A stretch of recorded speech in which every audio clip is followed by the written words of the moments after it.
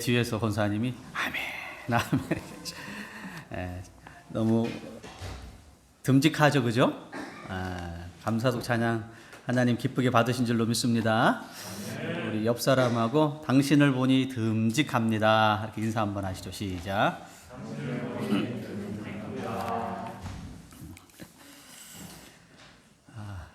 어느덧 계시로 이제 거의 후반부를 이제 저희가 다루고 있는데요. 조금만 더 하면 계시록도 이제 마칠 것 같습니다. 좀 어려운 부분들은 많이 지나갔기 때문에 이제 조금 더 편안한 마음으로 좀 보시면 더 계시록 마지막까지 잘 끝날 수 있을 것 같아요.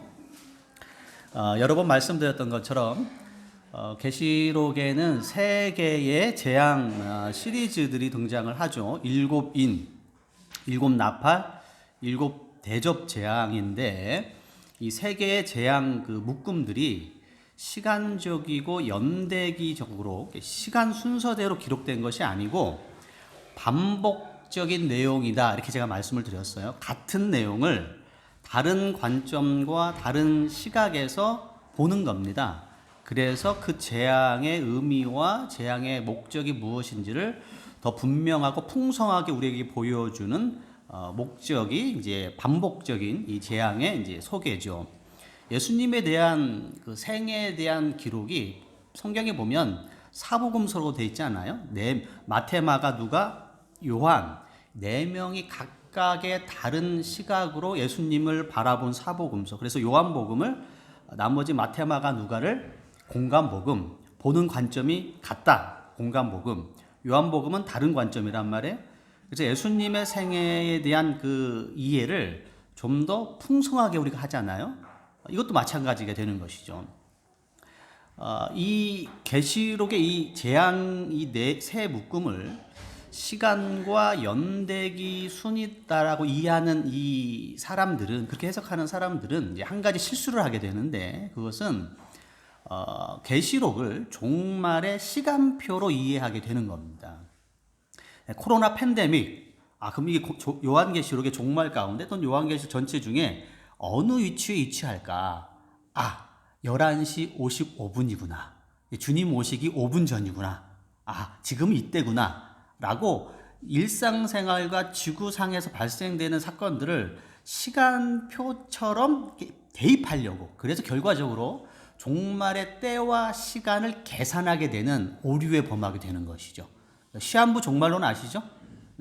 다미선교회도 시한부 종말론이었어요. 1997년이었나요? 10월 달인가 9월 달인가?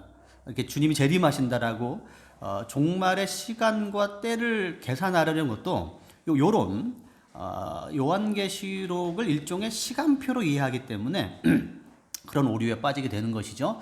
자, 그러나 거듭 말씀드립니다만은, 자, 오늘부터 살펴볼 일곱 대접 재앙은 우리가 이전에 살펴봤던 일곱 인과 나팔 재앙과 내용은 똑같습니다. 그러나 다른 관점을 여러분들이 보시게 이제 될 겁니다. 본문의 2절을 한번 보시죠. 고집사님 한번 읽어주시죠. 2절 말씀. 첫째 천사가 가서 그 대접을 땅에 쏟음에 짐승의 표를 받은 사람들과 그 우상에게 경배하는 자들에게 악하고 독한 종기가 나더라. 자, 첫째 대접 재앙은 짐승의 표를 받은 사람들과 우상 숭배자들에게 악하고 독한 종기가 이제 나는 건데, 짐승의 표를 받는다는 것은 666이죠. 666 사단의 성품입니다.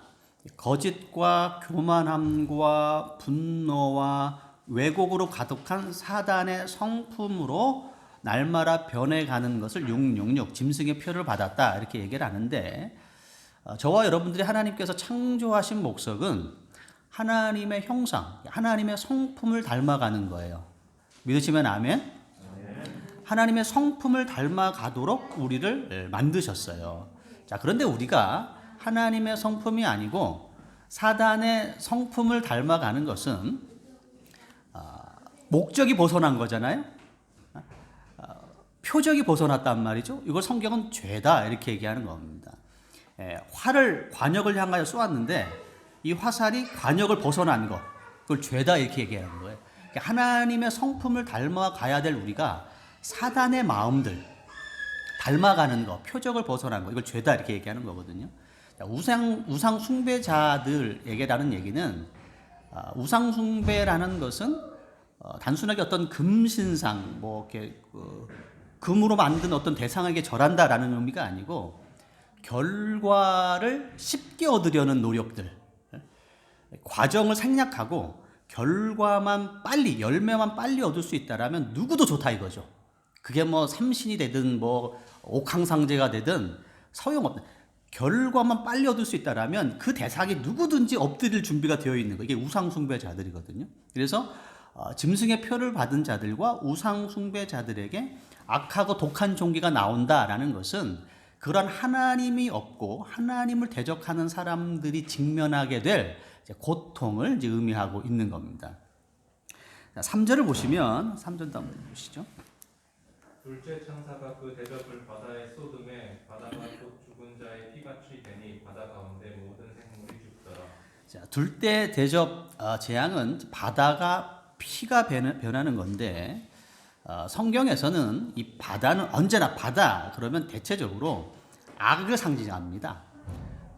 바다 심해 깊은 곳에 그 햇빛이 들지 않는 심해 깊은 곳은 아주 깜깜한 어둠이잖아요.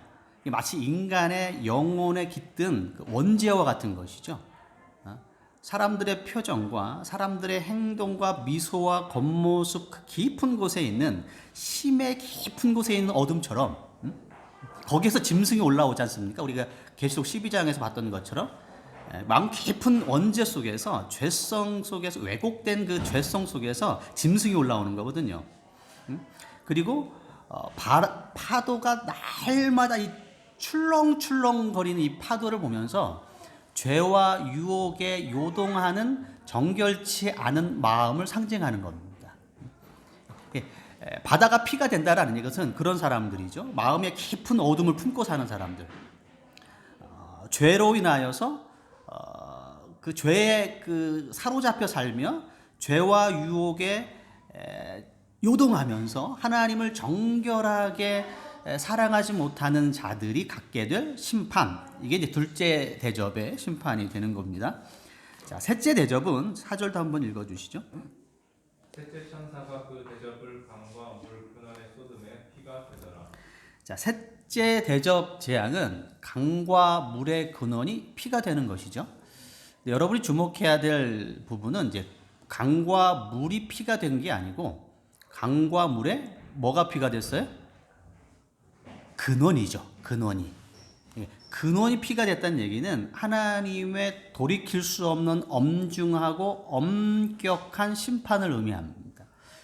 출애굽 당시에 모세가 총 10가지 재앙을 내렸는데 첫 번째 재앙이 나일강이 피가 되는 재앙이었어요.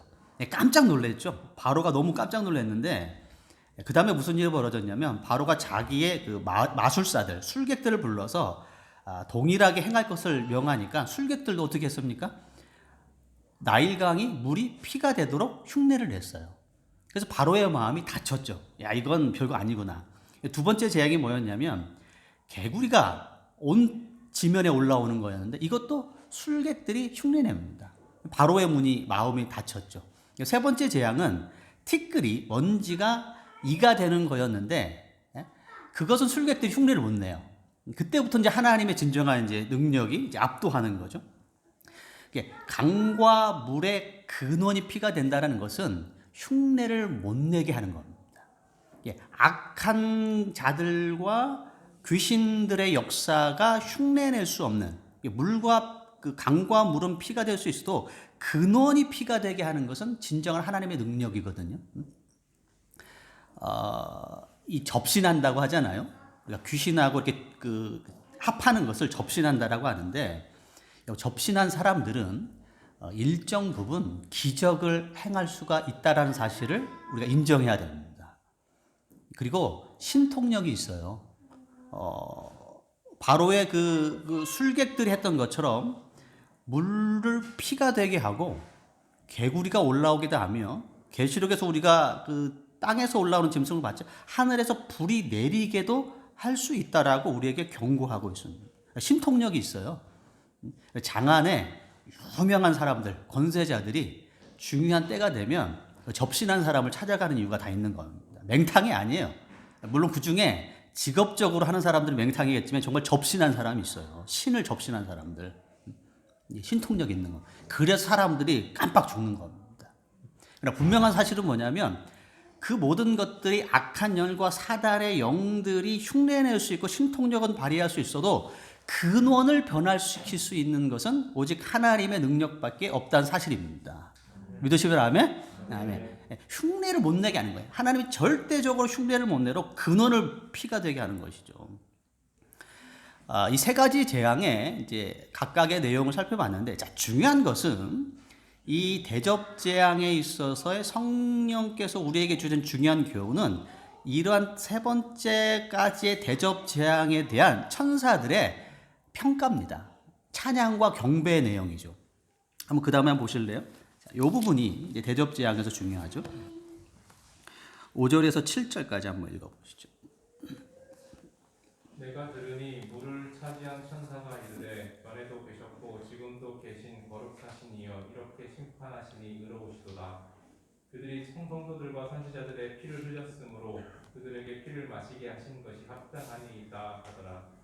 또 내가 들으니 제단이 말하기를 그러하다. 주 하나님 곧 전능하신 이시여 심판하시는 것이 참되시고 의로우시도다 하더라.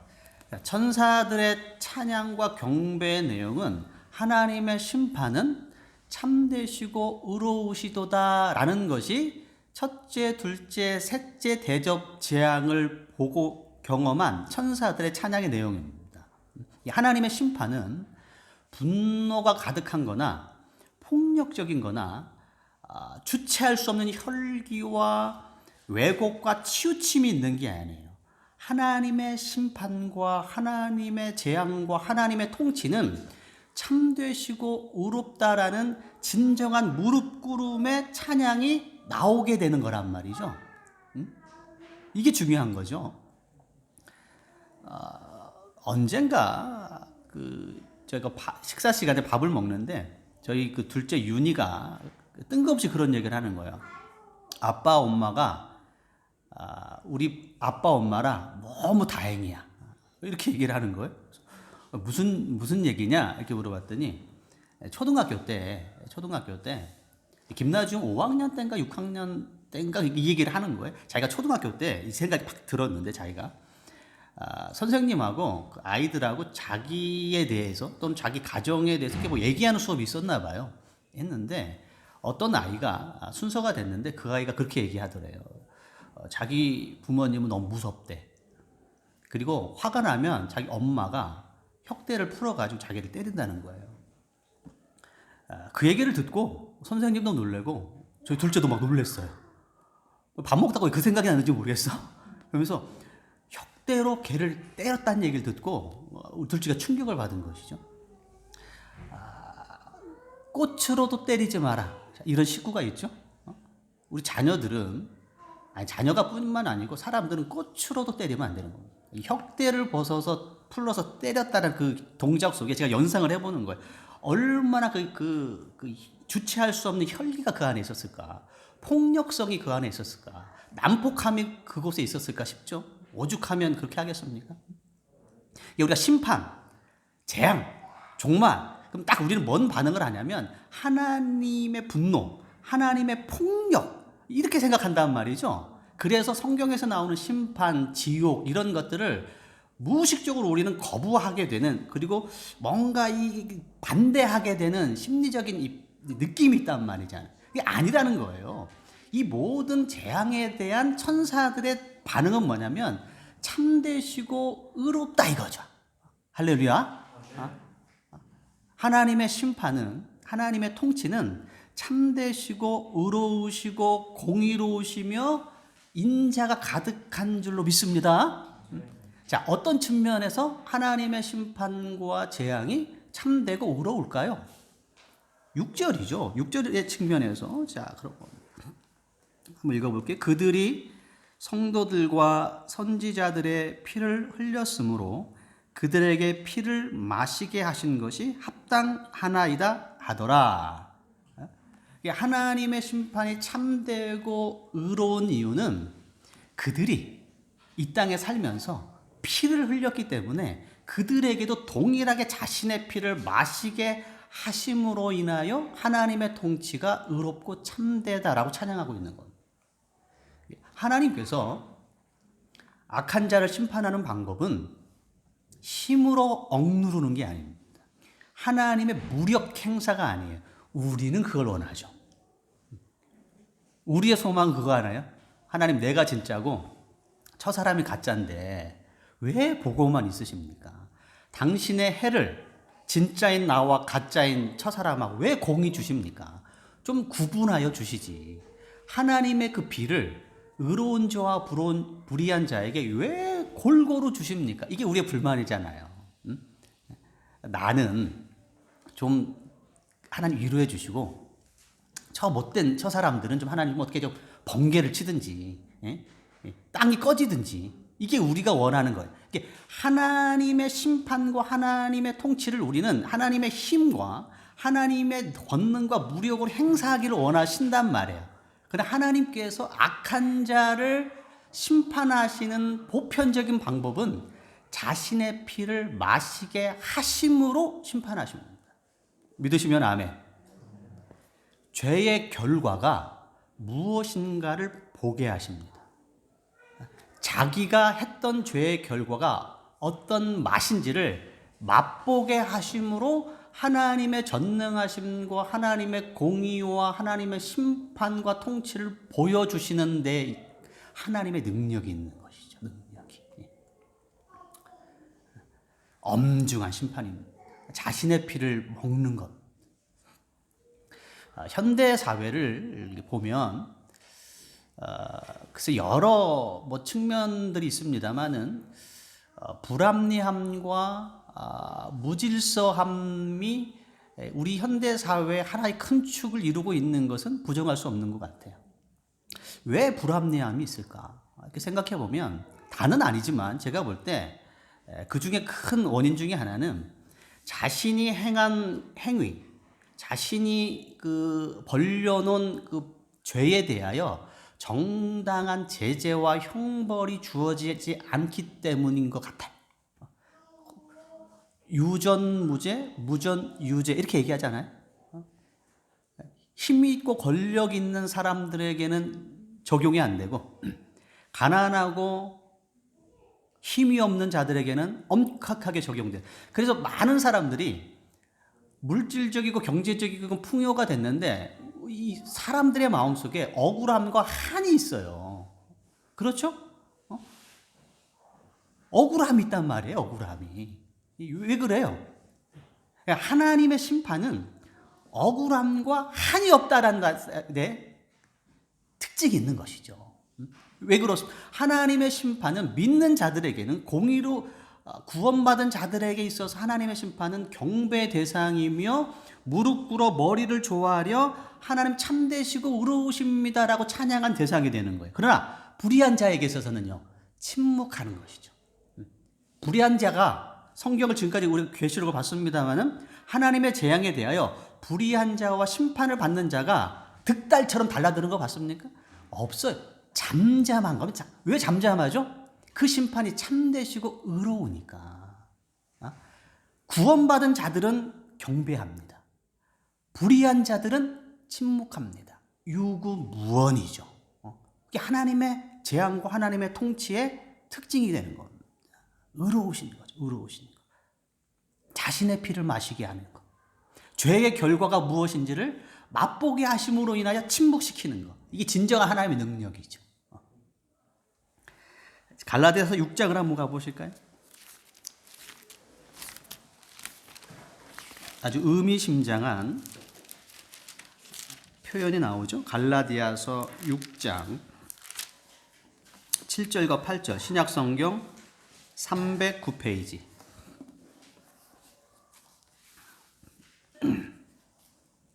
309페이지 갈라디아서 6장 7절로 8절 한번 읽어주세요. 스스로 속이지 말라. 하나님은 업신여김을 사람이 무엇으로 심든지 그대로 거두리라.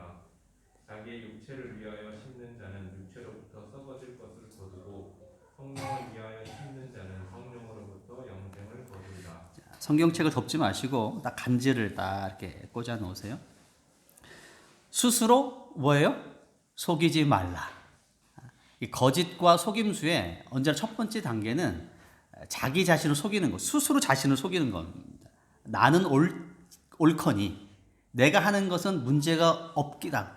내가 하는 모든 것들은 잘하고 있다라고 생각하고 스스로가 스스로에게 암시를 주면서 확신을, 그래서 뻔뻔해지는 것이죠. 그래서 사람을 속이는 겁니다. 여러분, 속이는 사람, 사기꾼이 양심의 가책을 느끼고 있거나 자신이 없으면 그 속았습니까? 안 속죠. 스스로가 스스로를 속이는 겁니다. 뻔뻔해져야 사람을 속일 수 있게 되는 거죠.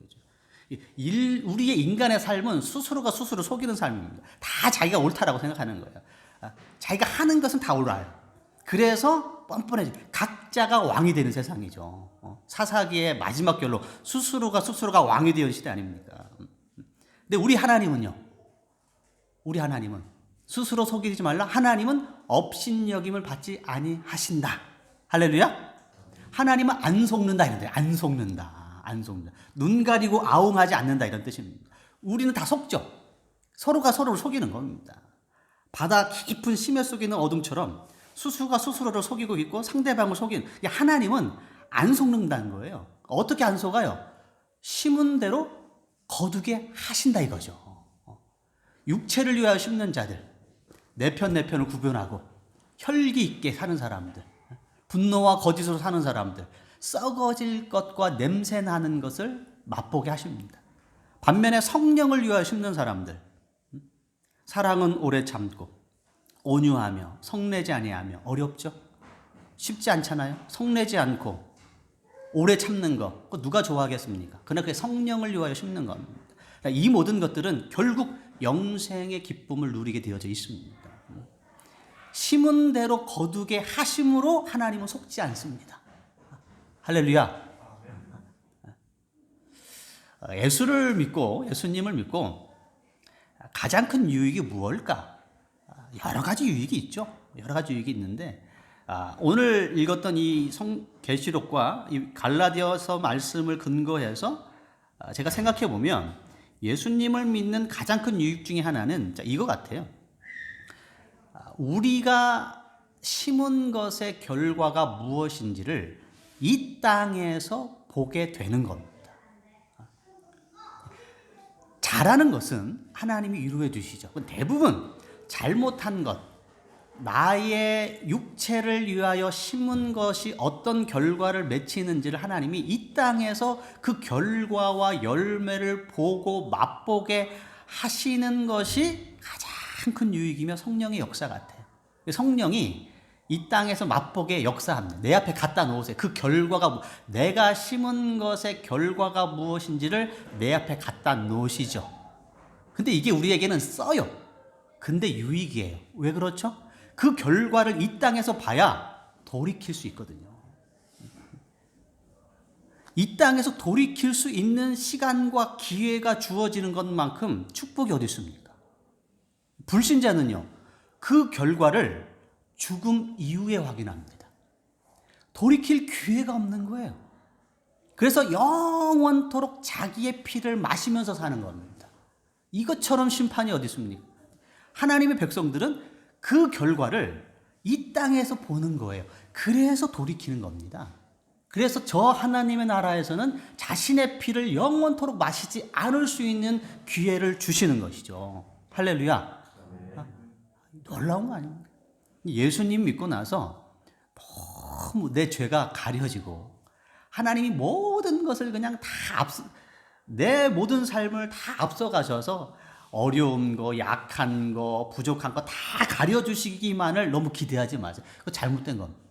오히려 성령의 역사는 나를 온전히 드러나는 겁니다. 내가 심은 것, 내가 생각했던 것, 내가 행했던 것, 내가 말했던 것, 내가 뿌려놨던 것이 무엇인지를 정확하게 맛보고 확인하는 것이 축복이에요. 그래야 여러분 돌이킬 수 있는 겁니다. 야, 이건 안 되는구나. 이거는 부패하고 냄새나는 열매를 맺히는 거구나. 이렇게 했다가는 천국의 영생의 나라에 들어갈 수 없구나 하는 걸 이 땅에서 깨달아야 된다니까요. 죽음 위에 깨달으면 이미 늦죠. 어떻게 돌이켜요? 죽음 위에 깨달으면. 근데 이 땅에 사는 사람들은 다 죽음 위에 깨닫게 되는 거예요. 심판대 앞에 섰을 때. 하나님이 저와 여러분들에게 역사하셔서 우리가 심은 대로 빨리 거두게 하시기를 원합니다. 좋은 것은 하나님 기쁨을 막 주시고 기쁨의 영광을 막 주시고 잘못한 것은 그 잘못의 결과도 빨리 맛보게 하시는 거예요. 빨리 돌이키는 겁니다. 그래서 그리스도인의 삶이라는 것은 그래서 이렇게 나가는 것이죠. 그 다음 9절. 자, 9절과 10절. 갈라디아서 6장. 자, 9절과 10절. 그래서 이런 말씀이 이제 이어지게 되는 것이죠. 다음 읽어 주시죠. 우리가 선을 행하되 낙심하지 말지니 포기하지 아니하면 때가 이름에 거두리라. 그러므로 우리는 기회 있는 대로 모든 이에게 착한 일을 하되 더욱 믿음의 가정들에게 할지니라. 우리가 선을 행하되 뭐 하지 말라고요? 뭐 하지 말라고요? 낙심하지 말지니. 예? 왜 낙심이 나왔을까요? 우리는 하나님의 역사가 아까 말씀드렸던 것처럼 힘으로 악한 자를 눌러버리고 무력 행사하기를 원하시죠. 하나님 모든 거 하실 수 있잖아요. 좀 어떻게 좀 화끈하게 한번 역사해 보시죠. 이게 우리의 소망이에요. 그래서 그렇게 안 하신다니까요. 그렇게 안 하신다. 심은 대로 거둘 수 있도록 그냥 내비어 두세요. 그래서 우리는 그 과정 속에서 낙심하게 되는 거예요, 우리가. 근데 성경은 뭐라고 하죠? 낙심하지 마라. 선을 행할 뿐이고 낙심은 하지 말라 이것이죠. 우리 악한 자들, 거짓된 자들, 분노에 가득한 자들, 교만한 자들의 눈속임과 그들의 잠깐의 형통처럼 보이는 것을 보면서 분노하거나 미움에 사로잡히거나 시기하지 마세요. 그 자체가 그들의 열매가 드러내지 않고 그들이 어떤 것을 심었는지를 본인들이 모르는 그 자체가 진정한 하나님의 엄중한 벌인 줄로 믿습니다. 그래서 우리는 낙심하지 않을 수가 있는 것이죠. 낙심하지 않을 수가 있는 것이죠. 오히려 어떻게 하죠? 더욱더 착한 일을 하되 이거 아닙니까? 더욱더 성령을 위하여 심는 거예요. 더욱더 인내하고 오래 참고 선하며 봉사하며 하나님을 사랑하며 더욱더 착한 일을 하되 이게 영생의 길이란 말이에요. 영생의 길. 여러분 곁눈질 하지 않게 되길 바랍니다. 신앙생활 하다 보면 반드시 곁눈질 하게 되는 일이 생겨요. 저 사람은 진짜가 아닌 것 같은데 양다리 걸린 것 같은데 조금 더 잘 나가는 것 같아. 곁눈질 나도 좀 해볼까? 난 이렇게 해왔는데 누가 알아주는 사람도 없고. 아니에요. 낙심하지 마세요. 하나님은 다 알고 계십니다. 다 보시고 계십니다. 업신여김을 받지 아니하시나니. 하나님 모르시는 게 없어요. 다 아시고 계세요. 속지 않으세요. 각각의 심은 대로 거두게 하실 줄로 믿습니다. 인내하셔서 여러분의 믿음의 길을 좌로나 우로나 요동하지 않게 되기를 주의 이름으로 축원의 말씀을 드립니다. 기도하겠습니다. 하나님 감사합니다. 하나님의 생명의 말씀으로 저희가 새로워지기를 원합니다. 하나님은 만홀히 여김을 받지 아니하시며 속지 아니하시며 성령을 위하여 심는 자들은 영생을, 육체를 위하여 심는 자들은 하나님 부패할 것을 거두게 하시는 줄로 믿습니다. 이 엄숙하고 공의로운 주님의 통치를 믿으며 오늘도 내일도 낙심하지 아니하며 기쁨과 소망으로 살아가는 당신의 백성들 될 수 있도록 역사하여 주옵소서. 예수님의 이름으로 기도합니다. 아멘.